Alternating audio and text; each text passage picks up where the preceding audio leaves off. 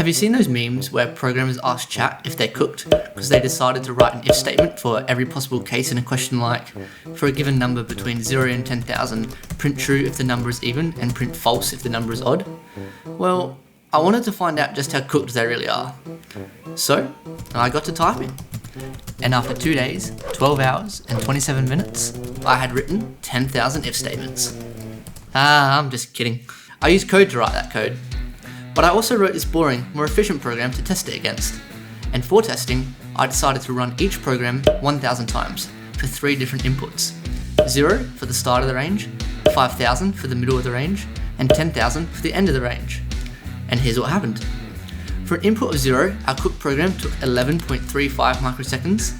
For an input of 5,000, it took 70.35 microseconds. And for an input of 10,000, it took 120.12 microseconds.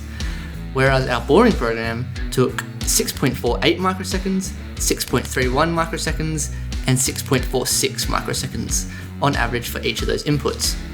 Which means our boring efficient program was 42.91%, 91.03%, and 94.62% quicker for each corresponding input.